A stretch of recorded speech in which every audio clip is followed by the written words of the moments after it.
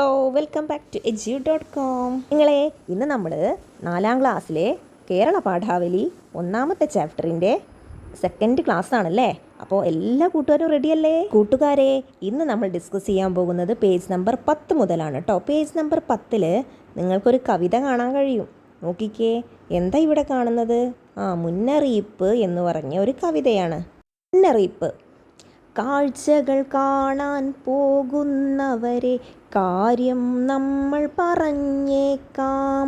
കാണണമെന്നു വിചാരിക്കുന്നതു കാണാൻ ചെന്നാൽ കാണില്ല. കടലുകൾ കാണാൻ പോയിട്ടീ ഞാൻ കണ്ടതു നീളെ തിരമാല. കപ്പലു കാണാൻ പോയിട്ടീ ഞാൻ കണ്ടതു കൂറ്റൻ മണിമേട. കാടുകൾ കാണാൻ പോയിട്ടീ ഞാൻ കണ്ടതു നീളെ മരമല്ലോ.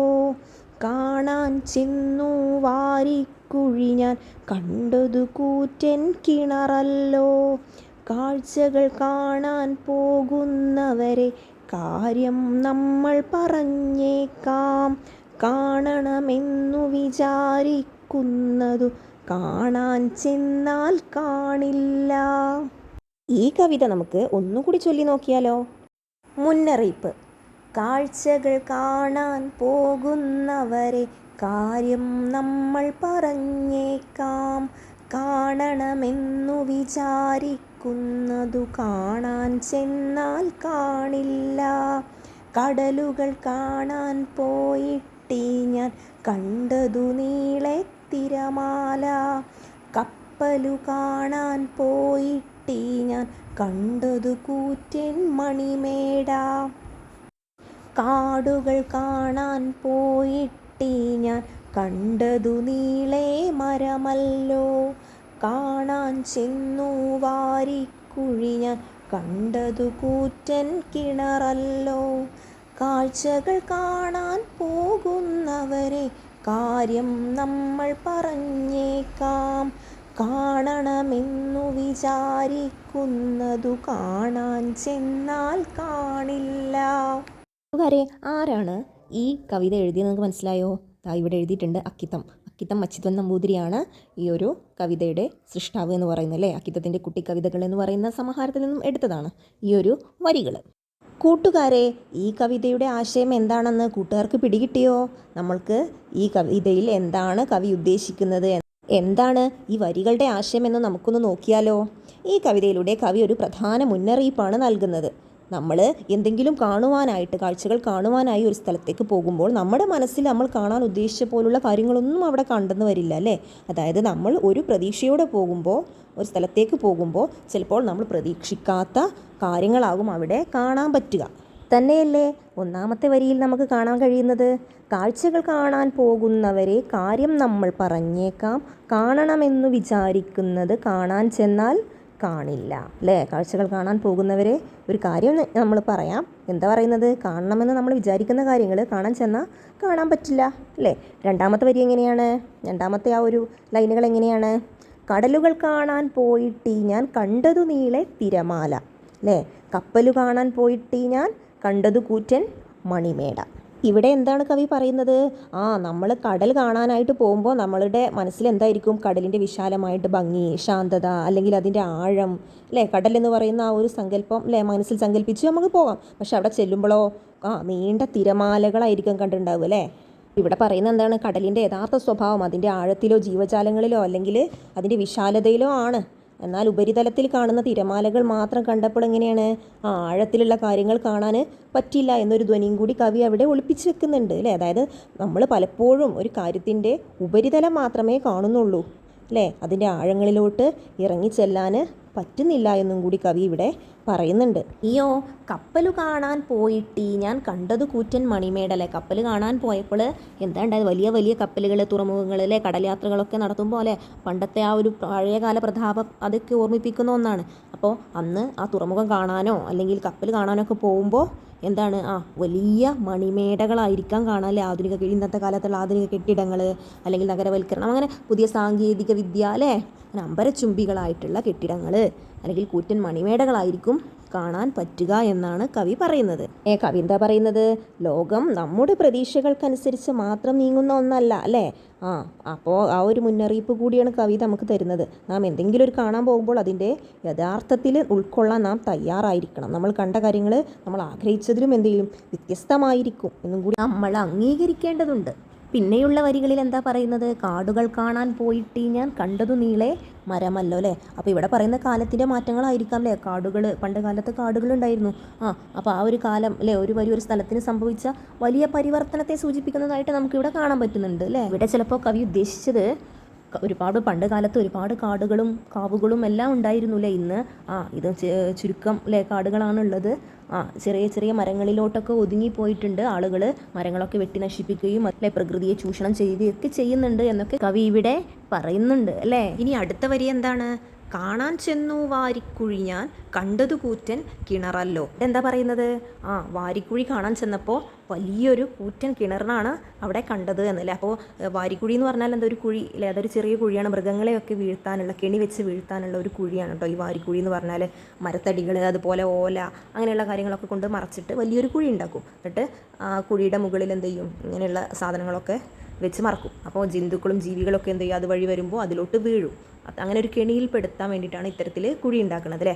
അപ്പോൾ വലിയ വലിയ കുഴികൾ ആര് നിർമ്മിക്കുന്നുണ്ട്? വലിയ വലിയ കൂറ്റൻ കിണറുകൾ പോലെയുള്ള കുഴികളിൽ വലിയ വലിയ മൃഗങ്ങളെയൊക്കെ പിടിക്കാൻ വേണ്ടിയിട്ടാണ് അല്ലേ. അപ്പോൾ അത്തരത്തിലുള്ളതാണ് ഇപ്പോൾ കാണാൻ പറ്റുക എന്നും കൂടി കവി പറഞ്ഞു വെക്കുന്നു. വീണ്ടും അടുത്ത വരികൾ വരുന്നു. കാഴ്ചകൾ കാണാൻ പോകുന്നവരെ കാര്യം നമ്മൾ പറഞ്ഞേക്കാം, കാണണമെന്ന് വിചാരിക്കുന്നത് കാണാൻ ചെന്നാൽ കാണില്ല. അപ്പോൾ ചുരുക്കി പറഞ്ഞ കവി എന്താ പറയുന്നത് ഇവിടെ? ഈ ആശയം പറയുന്നത് ലോകത്തെ കാഴ്ചകൾ കാണാൻ ആഗ്രഹിക്കുന്നവരോട് ചില കാര്യങ്ങൾ നമുക്ക് പറയാനുണ്ട് അല്ലേ, അല്ലെങ്കിൽ കാഴ്ചകൾ കാണാൻ പോകുന്നവരോട് നമുക്കൊരു കാര്യം പറയാമെന്നാണ് ഇവിടെ പറയുന്നത്. എന്താണ്? നമ്മൾ കാണാൻ മുൻകൂട്ടി വിചാരിച്ച് പോകുന്ന ചില കാര്യങ്ങൾ ചിലപ്പോൾ കാണാൻ പറ്റിക്കൊള്ളണമെന്നില്ല, കഴിഞ്ഞെന്ന് വരില്ല അല്ലേ. പ്രകൃതിയുടെ ഭംഗി അപ്രതീക്ഷിതമായിരിക്കാം. അല്ലെങ്കിൽ ചില കാഴ്ചകൾ കൃത്യമായ പ്രതീക്ഷകളോടെ പോകാതെ തുറന്ന മനസ്സോടെയാണ് നമ്മൾ പോകേണ്ടത് അല്ലേ എന്നൊരു സൂചനയും ഇതിൽ ഒളിഞ്ഞിരിപ്പുണ്ട്. ഇപ്പോൾ എല്ലാ കൂട്ടുകാർക്കും കവിതയുടെ ആശയം കൃത്യമായി മനസ്സിലായല്ലോ. ഇനി നമുക്ക് ഈ പാഠഭാഗത്തിലെ കുറച്ച് ചോദ്യങ്ങൾ പരിചയപ്പെട്ടാലോ. കൂട്ടുകാരുടെ പുസ്തകത്തിൽ ഒരു ചോദ്യമുണ്ട്. എന്താ നോക്കൂ. കാണണമെന്ന് വിചാരിക്കുന്നത് കാണാൻ ചെന്നാൽ കാണില്ല. കവി ഇങ്ങനെ പറയാൻ കാരണം എന്തായിരിക്കും? ചിത്രം കൂടി പരിശോധിച്ച് പറയൂ. എന്തായിരിക്കും അതിൻ്റെ ഉത്തരം? എപ്പോഴും നമ്മൾ ഒരു കാഴ്ചയെക്കുറിച്ച് മനസ്സിൽ രൂപീകരിക്കുന്ന പ്രതീക്ഷകളും ചിത്രങ്ങളും യാഥാർത്ഥ്യമായി പൊരുത്തപ്പെടണമെന്നില്ല അല്ലേ. അപ്പോൾ കടൽ കാണാൻ പോകുമ്പോൾ വിശാലമായ കടലിന് പകരം തിരമാലകളെ മാത്രം കാണുന്നതും, അതുപോലെ കപ്പലുകൾക്ക് പകരം വലിയ മണിമേടകൾ കാണുന്നതും, കാടുകൾ കാണുമ്പോൾ മരങ്ങളെ മാത്രം കാണുന്നതും ഇതിന് ഉദാഹരണമാണ് അല്ലേ. ാണ് നമ്മളൊരു മുൻധാരണയോടെ പോകുമ്പോൾ യാഥാർത്ഥ്യത്തെ അതിൻ്റെ തനത് രൂപത്തിൽ, അതായത് അതിൻ്റെ യഥാർത്ഥ രൂപത്തിൽ ഉൾക്കൊള്ളാൻ കഴിയാതെ പോകുന്നു എന്നതിൻ്റെ മുന്നറിയിപ്പാണ് അല്ലേ. കൂടാതെ ഒരു വാരിക്കുഴിയിൽ അപ്രതീക്ഷിതമായിട്ടൊരു കിണർ കാണുന്നത് പോലെ യാത്രയിൽ അപ്രതീക്ഷിതവും എന്നാൽ പുതിയതുമായിട്ടുള്ള അനുഭവങ്ങൾ ഉണ്ടാകാമെന്നും അതിനെ നമ്മൾ എങ്ങനെയാണ് തുറന്ന മനസ്സോടെ നമ്മൾ സമീപിക്കണമെന്നും കവി ഇവിടെ സൂചിപ്പിക്കുന്നുണ്ട്. രണ്ടാമത്തെ ചോദ്യം എന്താണ്? കാഴ്ചകൾ കാണാൻ പോകുന്നവർക്ക് കവി നൽകുന്ന മുന്നറിയിപ്പുകൾ എന്തെല്ലാമാണല്ലേ. നമ്മൾ നേരത്തെ പറഞ്ഞതിൽ നിന്ന് അതുപോലെ തന്നെയാണ് മുന്നറിയിപ്പുകൾ നൽകുകയാണ് അല്ലേ കവി. നമ്മൾ കാണാൻ ചെന്ന കാഴ്ചകൾ എന്ത് ചെയ്യുക, അത് തന്നെ കാണണമെന്നില്ല, വ്യത്യസ്ത തരത്തിലുള്ള കാഴ്ചകളാവും നമ്മളെ അവിടെ കാത്തിരിക്കുന്നത്. അക്കിത്തം അച്യുതൻ നമ്പൂതിരിയെക്കുറിച്ച് കൂടുതൽ അറിയാൻ കൂട്ടുകാർക്ക് താല്പര്യമുണ്ടാകുമല്ലോ. നമുക്ക് അദ്ദേഹത്തെക്കുറിച്ച് കുറച്ച് വിവരണം കേൾക്കാം. നമ്മുടെ കേരളത്തിൽ ജീവിച്ചിരുന്ന ഒരു വലിയ കവിയായിരുന്നു അക്കിത്തം അച്യുതൻ നമ്പൂതിരി. 1926 മാർച്ച് 18 പാലക്കാട് ജില്ലയിലെ കുമരനെല്ലൂർ എന്ന സ്ഥലത്താണ് അദ്ദേഹം ജനിച്ചത്. ഒരുപാട് നല്ല കവിതകളും കഥകളും പാട്ടുകളുമെല്ലാം അദ്ദേഹം എഴുതിയിട്ടുണ്ട്. അദ്ദേഹത്തിൻ്റെ പ്രധാനപ്പെട്ട ചില പുസ്തകങ്ങളാണ് 20-ാം നൂറ്റാണ്ടിൻ്റെ ഇതിഹാസം, ദർശനം, നിമിഷക്ഷേത്രം എന്നിവ. ഈ പുസ്തകങ്ങളിലൂടെയെല്ലാം നല്ല ചിന്തകളും സന്ദേശങ്ങളുമാണ് അദ്ദേഹം നമുക്ക് നൽകിയത്. ഇന്ത്യയിലെ ഏറ്റവും വലിയ സാഹിത്യ പുരസ്കാരമായ ജ്ഞാനപീഠം അദ്ദേഹത്തിന് ലഭിച്ചിട്ടുണ്ട്. എല്ലാവരും സ്നേഹത്തോടെയും സന്തോഷത്തോടെയും ജീവിക്കണമെന്ന് ആഗ്രഹിച്ച ഒരു നല്ല മനസ്സുള്ള ആളായിരുന്നു അക്കിത്തം മാഷ്. പ്രകൃതിയെയും കുട്ടികളെയും അദ്ദേഹം ഒരുപാട് സ്നേഹിച്ചിരുന്നു. കൂട്ടുകാരെ, ഇപ്പോൾ നാം കഥാകൃത്തിനെ പരിചയപ്പെട്ടല്ലോ. ഇനി നമുക്ക് നമ്മുടെ പാഠഭാഗത്തോട്ട് തിരിച്ചു പോകാം. ഈ മുന്നറിയിപ്പ് എന്ന ഈ കവിതയിൽ ഈ പേജിൽ നിങ്ങൾക്ക് ഇതെല്ലാം കാണാൻ കഴിയുന്നുണ്ട്. നോക്കിക്കേ. ഇവിടെ മൃഗങ്ങളെ കാണാം, പിന്നെയോ പക്ഷികളെ കാണാം, ചെടികൾ അല്ലേ. ഇത്തരത്തിൽ പല കാര്യങ്ങളും നമുക്കിവിടെ കാണാൻ കഴിയും. എന്നാൽ ഒറ്റ നോട്ടത്തിൽ നിങ്ങൾ എന്താണ് ആദ്യമായിട്ട് കണ്ടത്? എന്താ? ഒന്ന് ചിന്തിച്ച് നോക്കിക്കേ. പക്ഷികളെ കണ്ടിട്ടുണ്ടാവും അല്ലേ? അങ്ങനെയെങ്കിൽ നിങ്ങൾ കണ്ട ഒരു പക്ഷിയുടെ ചിത്രം നിങ്ങളുടെ നോട്ട്ബുക്കിൽ നിങ്ങൾക്ക് വരയ്ക്കാൻ കഴിയുമോ? ഒന്ന് ശ്രമിച്ചു നോക്കിക്കേ. നമുക്ക് ചുറ്റും നിരവധി പക്ഷികളുണ്ടല്ലേ? പക്ഷികൾ വ്യത്യസ്ത തരത്തിലുണ്ട്. ഏതൊക്കെ തരത്തിലുണ്ടായിരിക്കും? ഓരോ പക്ഷിക്കും എന്തെല്ലാം പ്രത്യേകതകളാണുള്ളത് ഒന്ന് ആലോചിച്ച് നോക്കിയേ. എല്ലാ പക്ഷികളും ഒരുപോലെയാണോ? അല്ലേ? പക്ഷേ എല്ലാവരെയും നമ്മൾ കൂട്ടിച്ചേർത്ത് എന്താ വിളിക്കുന്നത്? പക്ഷി എന്ന് തന്നെയാണ് വിളിക്കുന്നത് അല്ലേ? പ്രത്യേക പേരിൽ നമ്മൾ വേറെ സെപ്പറേറ്റ് ആയിട്ട് വിളിക്കുന്നുണ്ടെങ്കിലും എല്ലാവരും ഏത് ഗണത്തിലാണ് പെടുന്നത്? പക്ഷികൾ എന്നുള്ള ഗണത്തിലാണ്. അപ്പോൾ അതിന് ചില പ്രത്യേകതകൾ ഉണ്ടായിരിക്കുമല്ലോ. അതുകൊണ്ടല്ലേ നമ്മളെല്ലാവരെയും ആ ഒരു ഗണത്തിൽ പെടുത്തുന്നത്. എന്തൊക്കെയായിരിക്കും പക്ഷികളുടെ പ്രത്യേകതകൾ? എന്തൊക്കെയായിരിക്കും? ഒന്ന് ആലോചിച്ച് നോക്കിയേ. പക്ഷികൾക്കും മൃഗങ്ങൾക്കും തമ്മിലുള്ള വ്യത്യാസങ്ങൾ ആലോചിച്ചാൽ നമുക്ക് കിട്ടും അല്ലേ? എന്താണ്? പക്ഷികൾക്ക് തൂവലുകളുണ്ട്. എന്തിനാണ് തൂവൽ? പറക്കാൻ കഴിയുന്ന ജീവിയാണല്ലേ? അപ്പോൾ തൂവലുകളുണ്ട്, പറക്കാൻ കഴിയും. പിന്നെയോ തൂവലുകൾ ചിറകുകളായി മാറുന്നുണ്ടാവും അല്ലേ? അതിൻ്റെ ചുണ്ടുകൾ അല്ലേ, കൊക്കുകൾ ഉണ്ടായിരിക്കും. പിന്നെയോ കാലുകൾ ഉണ്ടായിരിക്കും അല്ലേ, ശരീരം അല്ലേ? അപ്പോൾ കൂട്ടുകാർക്ക് പക്ഷികളുടെ പ്രത്യേകതകൾ എന്തൊക്കെയാണെന്ന് പറയാൻ പറ്റുമല്ലോ. അങ്ങനെയാണെങ്കിൽ നിങ്ങൾ നോട്ട് പുസ്തകത്തിൽ നിങ്ങൾക്ക് ഇഷ്ടപ്പെട്ട ഒരു പക്ഷിയുടെ ചിത്രം വരയ്ക്കുക, അതിന് നിറം കൊടുക്കുക. എന്തൊക്കെയാണ് പക്ഷികളുടെ പ്രത്യേകതകളെന്ന് ഓരോ പോയിൻ്റായിട്ട് എഴുതി വെക്കുകയും വേണം. കൂട്ടുകാരെ, ഇനി നമുക്ക് മറ്റൊരു പ്രവർത്തനത്തിലോട്ട് പോയാലോ? നമ്മുടെ കവിതയിൽ കുറച്ച് കാര്യങ്ങൾ നമുക്ക് കണ്ടെത്താനുണ്ട്. എന്താണ്? കവിതയിലെ കിലുക്കങ്ങൾ കണ്ടെത്തൂ. നോക്കൂ, ഇവിടെ ടീച്ചർ കുറച്ച് എക്സാമ്പിൾ തന്നിട്ടുണ്ട്. കാണണമെന്ന് കരുതിയത് നോക്കുമ്പോൾ കാണണമെന്നില്ല. വാരിക്കുഴിക്ക് പകരം കൂറ്റൻ കിണറാണ് ഞാൻ കണ്ടത്. കടലു കാണാൻ പോയപ്പോൾ കണ്ടതോ വെറും തിരമാലകൾ. ഇതുപോലെ ഒരുപോലെയുള്ള വായ്ത്താരികൾ പോലെയുള്ള അല്ലെങ്കിൽ ഒരുപോലെയുള്ള കിലുക്കങ്ങൾ വരുന്ന വാക്യങ്ങൾ എല്ലാ കൂട്ടുകാരും സ്വന്തമായി കണ്ടെത്താൻ ശ്രമിക്കണം. നോക്കൂ കൂട്ടുകാരെ, ഇത്തരത്തിൽ നിങ്ങൾ കണ്ടെത്തിയ വാക്കുകളുടെ കിലുക്കങ്ങൾക്കടിയിൽ ടീച്ചർ അടിവര ഇട്ടിട്ടുണ്ട്. എന്തിനാണെന്നറിയാമോ? എന്താ ഇതിൻ്റെ പ്രത്യേകത? ഒന്ന് നോക്കിക്കേ. നിങ്ങൾക്ക് എന്താ ഇത് കണ്ടിട്ട് മനസ്സിലാവുന്നത്? ഇവിടെ അക്ഷരങ്ങളും വാക്കുകളും എല്ലാം എങ്ങനെയാണ് ആവർത്തിച്ച് വരുന്നുണ്ട് അല്ലേ?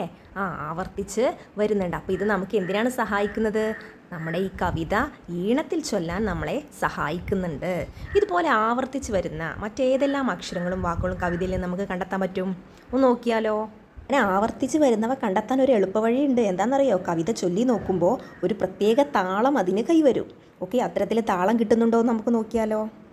നോക്കൂ കൂട്ടുകാരെ, ഇവിടെ കവിതയിൽ ആവർത്തിച്ച് വരുന്ന അക്ഷരം ഏതാണ്? കായാണല്ലേ? കാഴ്ചകൾ കാണാൻ, കാര്യം നമ്മൾ അല്ലേ, കാണണമെന്ന്, കാണാൻ ചെന്നാൽ എല്ലാ വരികളും തുടങ്ങുന്നത് കായിലാണ്.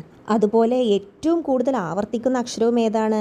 കാ തന്നെയാണ്. നോക്കൂ കൂട്ടുകാരെ, ഇത്തരത്തിൽ താളത്തിൽ ചൊല്ലാൻ സഹായിക്കുന്ന വിധത്തിൽ അക്ഷരങ്ങൾ ഈ കവിതയിൽ വാക്കുകളായിട്ട് നിരത്തി വെച്ചിട്ടുണ്ട് അല്ലേ? അത് നമുക്ക് കണ്ടെത്തണം അല്ലേ?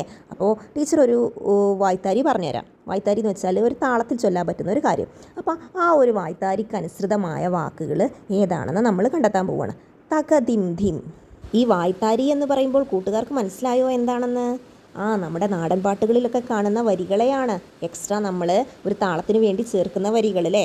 അപ്പോൾ അങ്ങനെ ഉണ്ടാക്കുന്ന വരികൾ അല്ലെങ്കിൽ ആ ഒരു കവിതയ്ക്കൊരു താളം കിട്ടാൻ വേണ്ടി ചേർക്കുന്ന വരികൾ അല്ലേ?